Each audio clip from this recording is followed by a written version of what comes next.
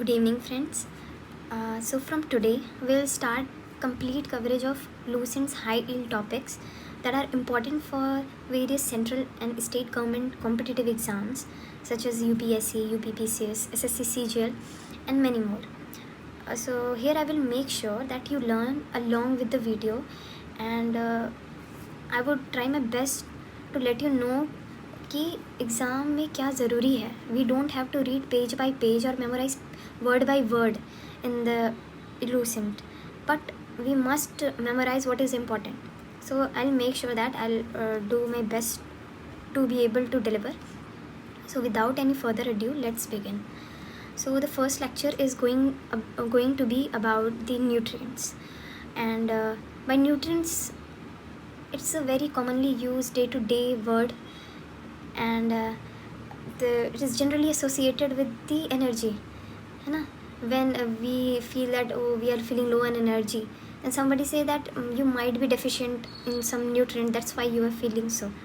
It's a very general term, nutrients, and some of the examples are carbohydrates, protein, fats, vitamins, minerals.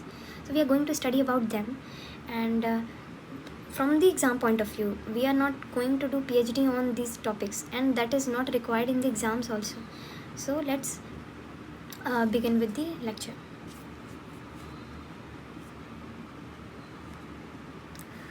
तो सबसे पहले तो हम definition पे आते हैं न्यूट्रिएंट की.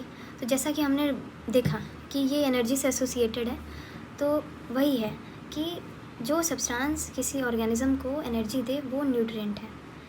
और इसके एग्जांपल्स जैसे कि हमने देखा कार्बोहाइड्रेट, फैट, प्रोटीन, मिनरल्स और बहुत सारे. तो इसी सीरीज़ में हम शुरू करते हैं कार्बोहाइड्रेट से. So by definition, it is organic compounds, and they comprise carbon, hydrogen and oxygen. किस रेशियो में? 1:2:1. हम 10th से पढ़ते आए हैं. C6H12O6 कार्बोहाइड्रेट का केमिकल फार्मूला है, और इससे हम रेशियो भी निकाल सकते हैं. बट ये चीज़ें याद रखना ज़रूरी है, क्या पता पूछ ही दे कहीं. तो कार्बोहाइड्रेट का आपने जान लिया कि ये केमिकल फार्मूला है. अब आगे आते हैं इसका फंक्शन क्या है. तो बेसिकली जो एनिमल्स और ह्यूमंस होते हैं, कार्बोहाइड्रेट्स को शुगर और स्टार्च के फॉर्म में इंटेक करते हैं, और जो हमारी 50 to 75% एनर्जी है वो ऑक्सीडेशन ऑफ कार्बोहाइड्रेट से ही आती है. फिर इसके आगे में हम देखते हैं कि इसमें सम ग्रुप ऑफ कार्बोहाइड्रेट्स का नाम दिया है, जो कि I don't think so that it is very important from the exam point of view, because generally these are not asked. Now coming to classification of carbohydrates, broadly it can be divided into 3: mono, oligo and poly. नाम से भी पता चल रहा है, और हम अभी देखते भी हैं कि we don't need to cram the definition, we just need to focus on the terms and we'll be able to decipher कि इसका क्या मतलब निकल सकता है. जैसे कि मोनोसैकेराइड, ये एक सिंपल शुगर है जो कि सिंगल पॉलीहाइड्रोक्सी या कीटोन यूनिट से बनता है. ये बस हमने जान लिया, इतना इनफ है. और इसके कुछ एग्जांपल्स दिमाग में हम रख सकते हैं. जैसे मोनोसैकेराइड का है कि ग्लूकोज जो है is a type of hexose sugar, sweetest sugar is fructose. तो इन दोनों को देखा हमने. फिर उसके बाद ओलिगोसैकेराइड्स में आते हैं. ओलिगोसैकेराइड्स क्या है? जब 2 से 10 मोनोसैकेराइड्स जॉइन होते हैं तो ओलिगोसैकेराइड बनते हैं, और जब 10 से ज़्यादा मोनोसैकेराइड जॉइन किए जाते हैं तो वो पॉलीसैकेराइड बनते हैं. तो ओलिगोसैकेराइड्स के एग्जांपल्स हो जाएंगे माल्टोज, सुक्रोज, लैक्टोज.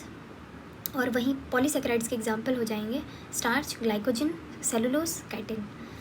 तो ये इसमें से ये ज़रूरी हो सकता है जानना कि जो पॉलीसैकेराइड है ये इनसॉल्युबल और टेस्टलेस होता है, और बाकी मुझे नहीं लगता यहाँ पे कुछ इम्पॉर्टेंट है. फिर आते हैं इसके फंक्शन पे. तो फंक्शन जैसे कि देखा कि जो कार्बोहाइड्रेट है वो जब प्रोसेस होता है रेस्पिरेशन का, तो जो कि ग्लूकोज है वो CO2 और H2O में डिवाइड हो जाता है और फिर एनर्जी रिलीज़ करता है. फिर उसके बाद आगे वही सब चीज़ें लिखी हैं, जैसे कि लैक्टोज ऑफ मिल्क जो है ग्लूकोज और लैक्टोज से बना है. ग्लूकोज जो है वो फैट और एमिनो एसिड के फॉर्मेशन में भी हेल्प करता है, यूज़ होता है. फिर उसके बाद जो अपने कार्बन स्केलेटन होते हैं मोनोसैकेराइड के, वो भी यूज होते हैं formation of fatty acid, chitin और सेलुलोज में. अब आते हैं कि सोर्सेज क्या हैं कार्बोहाइड्रेट के. तो ये बचपन से हम रटते आए हैं sources of carbohydrate such as wheat, rice, maize, sweet potato and other plant animals. अब आते हैं नेक्स्ट अपने न्यूट्रिएंट पे, जो कि है प्रोटीन. प्रोटीन डेफिशिएंसी आजकल हम देख रहे हैं काफ़ी न्यूज़ में रह रही है कि स्पेशली वेजिटेरियन डाइट में प्रोटीन डेफिशिएंसी काफ़ी देखने को मिल रही है, जिसकी वजह से the diet is not balanced and हमें बहुत सारी लाइफस्टाइल रिलेटेड डिजीज़ेस फेस करने मिल रही हैं। तो प्रोटीन का जो वर्ड था पहले यूज़ किया था जे बर्जीलियस ने। जस्ट गो थ्रू दिस कि हाँ इसने इन्वेंट किया था, क्या पता पूछ ले, because in the state exams it may be asked. तो protein was first use by J Berzelius और ये कॉम्प्लेक्स ऑर्गेनिक कंपाउंड है जो कि 20 टाइप ऑफ एमिनो एसिड से बना है। Okay, you have to remember this कि 20 टाइप ऑफ एमिनो एसिड का कॉम्प्लेक्स ऑर्गेनिक कंपाउंड है ये। फिर उसके बाद है कि इनमें से भी जो 16% है वो ह्यूमन बॉडी में ही बनता है, बाकी आउटसाइड सोर्स से। सो एसेंशियल और नॉन एसेंशियल का कॉन्सेप्ट यहीं से आ जाएगा कि जो हम बाहर से हमें मिल रहा है वो एसेंशियल हो जाएगा। जैसे कि इसमें लिखा हुआ है कि 20 types of amino acids are necessary for human body, out of which 12 are synthesised by body itself, so they are non essential, and the remaining 8 जो कि हमें फूड से मिल रहा है वो हो जाएगा एसेंशियल अमीनो एसिड। अब हम देखेंगे कि टाइप्स ऑफ प्रोटीन्स क्या हैं। तो प्रोटीन्स के भी 3 ब्रीफ डिविजन करे जा सकते हैं, जैसे कि simple protein, conjugated protein, derived protein. तो सिंपल प्रोटीन जो है ये सिर्फ अमीनो एसिड कंटेन करेगा, जैसे कि अल्ब्यूमिन्स, ग्लोब्यूलिन्स, हिस्टोन्स एट्सेट्रा। और कॉन्जुगेटेड प्रोटीन्स जो है इसमें अमीनो एसिड तो रहेगा, लेकिन इसके अलावा अनदर केमिकल कंपाउंड्स भी होंगे in addition to amino acid, जैसे कि क्रोमोप्रोटीन, ग्लाइकोप्रोटीन। अब आता है थर्ड पे जो कि है डराइव्ड प्रोटीन। तो डराइव्ड प्रोटीन जो है वो डराइव हो रहा है from the partial digestion of natural protein और इट्स हाइड्रोलिसिस, जैसे कि पेप्टोन, पेप्टाइड, प्रोटीनेस एट्सेट्रा। तो हमने ये देख लिया 3 डिवीज़न। और इसमें एक इम्पॉर्टेंट चीज़ लिखी हुई है कि जो कि एनिमल प्रोटीन जो है, जैसे एनिमल प्रोटीन से हम क्या कर सकते हैं, एग, डेयरी प्रोडक्ट्स, और मतलब ये एनिमल से हमें मिल रहा है प्रोटीन का, ये फर्स्ट क्लास प्रोटीन है because it contains all the essential amino acid. जैसे कि एग्जांपल एग, ये सारे एसेंशियल अमीनो एसिड्स करता है। तो ये चीज़ ध्यान रखने वाली बात है कि animal protein is first class protein. अब हम आते हैं फंक्शन क्या है प्रोटीन का। तो फंक्शन ये है कि जो प्रोटीन होता है वो पार्ट लेता है जो भी हमारे सेल, प्रोटोप्लाज्म, टिश्यू फॉर्मेशन होते हैं बॉडी के अंदर, उनमें बहुत इंपॉर्टेंट क्रूशियल रोल प्ले करता है इनकी फॉर्मेशन में। इसके अलावा ये हमारे फिजिकल ग्रोथ को कंट्रोल करते हैं और हमारे जो जेनेटिक कैरेक्टर्स हैं उनको भी कंट्रोल करते हैं, हमारी बॉडी को एनर्जी प्रोवाइड करते हैं। So this become important. और इनकी अगर डेफिशिएंसी होगी तो हमने काफ़ी टाइम से याद भी कर रखा है कि ये कुछ डिजीज़ेस जैसे कि वाशियोरकर और मरासमस ये चिल्ड्रन में पाई जाती है अगर उनमें प्रोटीन डेफिशिएंसी होती है। तो ये थोड़ा जानना ज़रूरी है कि वाशियोरकर और मरासमस में क्या क्या होता है। जैसे देखा जाए तो अगर प्रोटीन की कमी रहेगी तो आपके मसल्स अच्छे से फॉर्म नहीं होंगे, सेल फॉर्मेशन, टिश्यू फॉर्मेशन अच्छे से नहीं होगा, तो obviously your body will be very weak, appear very weak, and there would be difficulty in locomotion as well. तो वाशियोरकर में क्या होता है कि हैंड्स और लेग्स जो होते हैं बहुत ही पतले हो जाते हैं और जो स्टमक होता है वो एक बल्जिंग हो जाती है बाहर की तरफ, जो कि बहुत ही अच्छे से विजिबल होती है, जो कि प्रोटीन डाइट की डेफिशिएंसी से होती है। और वहीं मैरास्मस की बात करें तो ये इसमें होता है कि जो मसल्स होते हैं ना हमारे लूज़ हो जाते हैं, मतलब झुल जाते हैं मसल्स, तो ये भी प्रोटीन डेफिशिएंसी की वजह से होता है। फिर इसमें कुछ इंपॉर्टेंट नोट लिखा है वो हम देख लेते हैं कि जो बायोलॉजिकल कैटलिस्ट होते हैं, कैटलिस्ट मतलब जो कि किसी रिएक्शन में को स्पीड प्रोवाइड कर रहे हैं या फिर किसी रिएक्शन को स्पीड अप कर दे रहे हैं, कैटलाइज कर दे रहे हैं, तो ये बायोलॉजिकल कैटलिस्ट जो होते हैं वो भी प्रोटीन होते हैं। और इनको एंजाइम बोल देते हैं हम, जो कि केमिकल रिएक्शन में हेल्प करते हैं और अनचेंज रहते हैं after reaction, optimally function at 37 degree Celsius. और फिर और इम्पॉर्टेंट नोट्स है कि जो हमारे ह्यूमन नेल्स हैं वो प्रोटीन कैरेटिन से बने हैं। सोयाबीन्स काफ़ी रिच सोर्स है प्रोटीन का। Keratin is the protein which protects the epithelial cells from damage. अब हम अगले न्यूट्रिएंट पे आते हैं जो कि है फ़ैट। तो फ़ैट भी देखा जाए तो ये एक ईस्टर होता है ग्लाइसरॉल और फैटी एसिड का, और इसमें कार्बन, हाइड्रोजन और ऑक्सीजन, लाइक कार्बोहाइड्रेट CHO, ये भी CHO है but the quantity is different, but proportionally less oxygen than carbohydrate. जैसे उसमें CHO में C6H12O6 था, तो इसमें कह रहा है कि ऑक्सीजन प्रोपोर्शनली कम होगा जैसा कि कार्बोहाइड्रेट में था। तो फिर इसमें है आगे कि जो नॉर्मली जो है fat it remains solid at 20 degree Celsius temperature, but above that it turns into liquid, और उसको हम फिर ऑयल बोलते हैं। जो फैटी एसिड होता है वो दो तरह का होता है, सैचुरेटेड एंड अनसैचुरेटेड। तो we have also learned it, unsaturated मतलब कि अगर थोड़ा सा टेम्परेचर बढ़ा तो बॉन्ड्स टूट जाएंगे, so that is unsaturated, and the other is saturated that it is stable at any temperature. So some of the examples की अनसैचुरेटेड फैटी एसिड्स में फिश ऑयल और वेजिटेबल ऑयल आएगा, वहीं जो कोकोनट ऑयल और palm oil है वो saturated oil के एग्जाम्पल्स हो जाएंगे। Also there is one exercise जो कि मैं आप लोगों से विश करूँगी कि आप कमेंट में लिख के बताएं कि इनमें से कौन सा it's not good for our health, saturated और unsaturated. One is very very harmful for our physical health और overall health also. So write down in comments.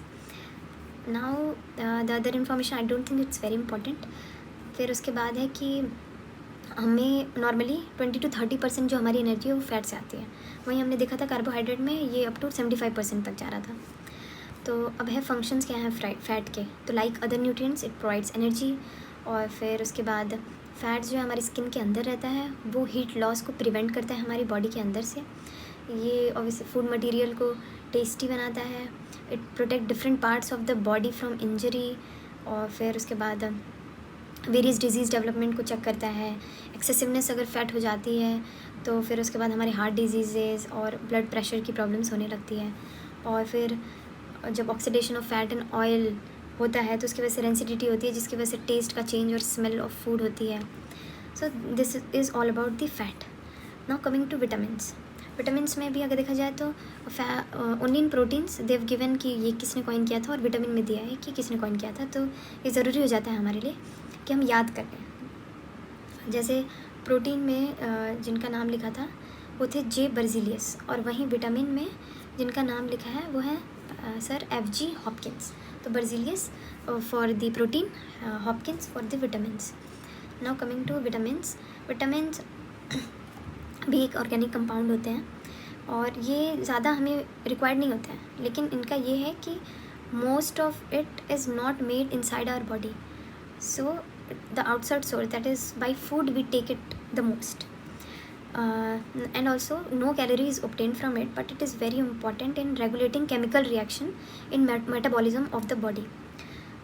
अब इसको विटामिन्स को भी हम दो भाग में कैटेगराइज कर सकते हैं ऑन द बेसिस कि जो विटामिन है वाटर सॉल्युबल है या फैट सॉल्युबल है। अगर वो वाटर सॉल्युबल है तो वो विटामिन B और C हो सकता है, और अगर वो फैट सॉल्युबल है तो उसको एक कैटेगरी में रखेंगे जो कि है vitamin A, D, E, K। तो आप ऐसे याद कर लीजिए कि A, B, C, D, E, K, उसमें से B, C जो है वो वाटर सॉल्युबल चला गया, और ऐसे भी दिमाग में रख सकते हैं कि B, C हम देखा जाए तो C संतरे से आता है या कीवी से आता है, तो ये पानी जैसा ही है है ना, तो C वैसे हो गया, और B हम वैसे ही कंसिडर कर सकते हैं क्योंकि उसमें बहुत सारे सीड्स आएंगे, एग्स, पल्सेस, मिल्क और ये सब आएंगे जो कि वाटर सॉल्युबल है। वहीं A, D, E के जो बाकी जो बचे वो फैट सॉल्युबल है। या तो आप ऐसे भी याद कर सकते हैं कि B, C अगर वाटर सॉल्युबल है तो रेस्ट जो है फैट सॉल्युबल में चला जाएगा। नाउ कमिंग टू कि जो कि बहुत इंपॉर्टेंट है एग्ज़ाम पॉइंट ऑफ व्यू से, because in the if you have gone through the previous year questions of mostly of the state exams, it is a very often asked topic, and I will make sure that you learn along with this video. I will try to make it very brief. ये table बहुत ही important है, आप साथ साथ underline भी लगाते जाइएगा। Okay, so now coming to it कि what are the diseases caused by the deficiency of vitamins and their sources. So हम पहले क्या करेंगे कि हम A, C, D, E, K को पढ़ेंगे, फिर उसके बाद B1 to B12 पढ़ेंगे, और इस तरीके से क्लासिफिकेशन आसान रहेगा और दिमाग में भी हमें ज़्यादा अच्छे से याद रहेगा। So coming to vitamin A, इसका केमिकल नेम हो जाएगा रेटिनॉल। सो देखा जाए तो इसको ऐसे I don't believe in mnemonics learning. मुझे लगता है कि हम जितना कॉन्सेप्ट के बेसिस से समझ के याद रखेंगे तो उतना ही जल्दी मतलब it would be better memorise, और एग्ज़ाम में ज़्यादा जल्दी याद आने के चांसेस होते हैं। तो देखिए विटामिन A से हम मोस्टली हमें याद है तो ये है कि कलर ब्लाइंडनेस होती है, तो ये सब आँखों से रिलेटेड है, आँख में रेटिना होता है। ओके, सो रेटिना से एसोसिएट करके इसका केमिकल नेम रेटिनॉल। हम याद कर सकते हैं कि इसका केमिकल नेम रेटिनॉल है और इसकी डेफिशिएंसी से colour blindness, xerophthalmia, night blindness हो सकती हैं। और इसके सोर्सेस हैं milk, egg, cheese, green vegetable, cod liver oil, carrot. और अगला है विटामिन सी। बी अभी हम पढ़ेंगे लेकिन के बाद। तो विटामिन सी जो है ascorbic acid, vitamin C citrus acid और ये सब हमें काफ़ी विटामिन सी का जो सोर्स होता है तो उससे भी हम ये याद कर सकते हैं कि एस्कॉर्बिक एसिड होता है इसका केमिकल नेम। और इसकी डेफिशिएंसी से स्कर्वी जो कि हमारी टूथ से रिलेटेड है, swelling of gums and bleeding gums, ये सब चीज़ें हो सकती हैं। और इसका सोर्स है lemon, orange, tomato, sour substances, chilli, sprouted grain etcetera. And the next vitamin is vitamin D. So calciferol, it is its chemical name. So vitamin D, we know sunlight is its source and it helps in building calcium in our body. So associating it with that, we'll be able to learn its chemical name जो कि है calciferol। और इसकी कमी से rickets हो सकता है चिल्ड्रन में, ऑस्टियोमेलासिया, ऑस्टियोपोरोसिस, ये सब हो सकता है। जहाँ पे ऑस्टियो लगा हुआ है इसका मतलब it is related to bone and bone health is related to calcium deficiency which is part of vitamin D deficiency. Okay, so that is it. And now the sources, that is the fish liver oil, milk, eggs etc. Now coming to vitamin E. So vitamin E, it is tocopherol and due to its deficiency it could lead to less fertility, destruction of RBC, and its sources are leafy vegetable, milk, butter, sprouted wheat, vegetable oil, wheat germ oil etc. Now coming to other vitamin K, which is phyloquinone. देखिए इसका तो मैं कोई जैसे vitamin E और K का it's very difficult to associate, but हाँ याद किया जा सकता है if you repeat in your mind by speaking or either by speaking loudly 5 times also you'll be able to learn it. Vitamin K and phyloquinone, so K-quinone, so you can associate it that way. So अगर K की deficiency होती है इसकी वजह से non clotting होगा bloods का। And इसके सोर्सेस हो जाएंगे tomato, soybean oil, green vegetable, अल्फाल्फा etcetera. Now coming to B, vitamin B में भी देखा जाए B1 to B7, then B11, B12, B9। तो हम इसका एक ही है कि आप I have seen that people make mnemonics out of it, but it would be better if you just speak loudly 5 to 6 times, you will be able to get an idea कि हाँ B1 is thiamine, B2 is riboflavin, so this way you can learn. So let's go briefly about it. So vitamin B1, the chemical name is thiamine and इसकी deficiency से बेरी हो सकता है। और इसके सोर्सेस हैं groundnut, rapeseed, dried chilli, pulses, liver, egg, vegetable, yeast etcetera. Now coming to vitamin B2, जो विटामिन B2 है वो राइबोफ्लेविन है। और राइबोफ्लेविन की डेफिशिएंसी से क्या होगा, स्किन में क्रैकिंग आएगी, रेडिश आई होगी, और जो लिप्स के कॉर्नर हैं, mouth ulcers, there are common causes of it. And जो इसके सोर्सेस हैं वो है meat, green vegetable, milk, yeast, cheese etcetera. And vitamin B3, coming to vitamin B3, niacin भी याद कर सकते हैं या निकोटिनामाइड भी याद कर सकते हैं। और फिर इसकी डेफिशिएंसी से whitening of hair, mental retardness, pellagra, it's very common. And sources are meat, milk, nut, tomato, sugar cane, wheat germ etc. Vitamin B5, pantothenic acid, insomnia, burning felt irritability. Okay, and the sources are meat, sweet potato, tomato, nut, leafy vegetables, corns, soybeans. Vitamin B6, it is pyridoxine. Its deficiency lead to anemia, skin disease, depression. And इसके sources हैं liver, meat, grains, rice bran, wheat germ, yeast. Now vitamin B7, biotin, काफ़ी हमने सुना होगा biotin की कमी की वजह से नेल्स में जो हम वाइट स्पॉट देखते हैं या फिर इस वजह से स्किन वगैरह काफ़ी अफेक्ट होती हैं इसकी डेफिशिएंसी से। तो paralysis, body pain, hair falling, itchy skin, scaly and sketchy skin, that's very common. And sources are meat, egg, liver, milk, nuts, whole grain etcetera. Now coming to vitamin B11, that is folic acid. और इसका हमने देखा था कि जो सरकार का एक इनिशिएटिव था कि राइस पे फॉलिक एसिड का लेयर लगाने के लिए so that anaemia could be tackled better. तो एनीमिया डिसेंट्री इसकी डेफिशिएंसी से होता है और इसके सोर्सेस हैं pulse, liver, egg. Vitamin B12 is related to cobalamin, cyanocobalamin. और ये वेजिटेरियन जो लोग हैं उनमें मोस्टली विटामिन B12 की डिफिशिएंसी होती ही है. And it's very important. So its deficiency could lead to anemia, jaundice, and steroid, glutamic, ankle edema, etc. And its sources are meat, milk, eggs, etc. And the last, vitamin B9, that is also folic acid. And I am not sure if this vitamin B11 is mixed or vitamin B9 is mixed, but you should know that the chemical name of both are folic acid, and anemia is common to both of them. And diarrhea could happen in case of vitamin B9 deficiency, and its sources are pulses, liver, vegetables, eggs, yeast, banana, etc. After vitamin, we see that some of the important points are made after that table, and it is very important. काफ़ी बार ये पूछा भी है, जैसे कि cobalt, ये vitamin B12 में पाया जाता है.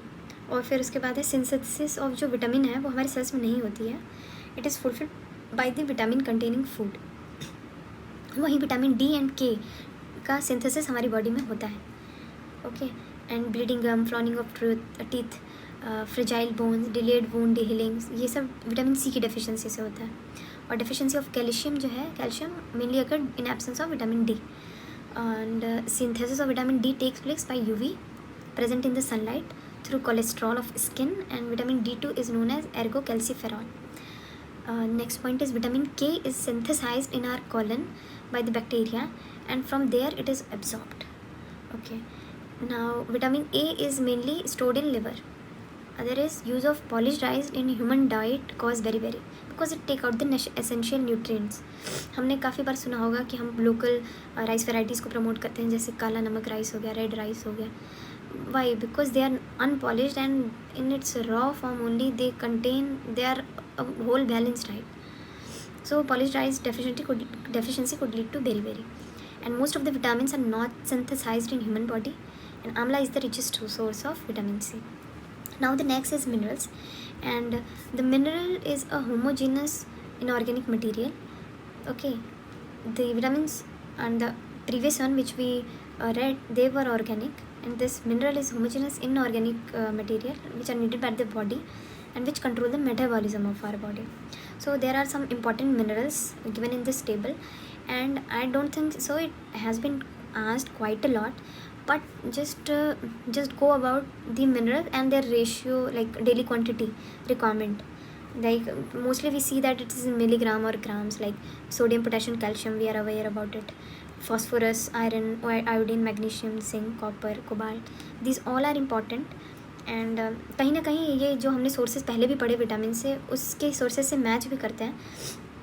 तो आई don't think so that it's deficiency और ऐसा कुछ है इसमें याद करने के लिए. बट जो इसमें आगे जो कुछ की पॉइंट्स दिए हैं वो हम याद कर सकते हैं, कि जैसे फ्लोराइड की डेफिशिएंसी से मॉटलिंग ऑफ टीथ हो जाती है. And the other is presence of excess fluorine अगर वाटर में होगा, उसकी वजह से फ्लोरोसिस हो सकता है. And to reduce tooth decay, most toothpaste contain fluoride. और टूथ डीके से तो हमें बचा लेता है fluoride, but what if it goes inside our body in more the required amount, so that could be harmful. जैसे फ्लोरीन का content हमने ग्राउंड वाटर में भी पाया, विच has been very concerning. Now the next point is deficiency of molybdenum affect the activity of nitrogenase, nitrate, reductase, chlorate, reductase in plant. Hard animal layer जो teeth की होती है वो कैल्शियम हाइड्रोक्सी एपेटाइट की बनी होती है. और deficiency of calcium and iron is generally found in pregnant women. And now the other topic was like other nutrient that was talked about was water, and I don't think so that it is very new or important as well from the exam point of view. So I will sum this lecture here, and let me know how much beneficial this lecture was to you all, and also if I will be more than happy to take the criticism if any, and be able to improve in the coming lectures. And my idea would be to help you all best in your preparation, whatever capacity I could contribute. So thank you so much, guys.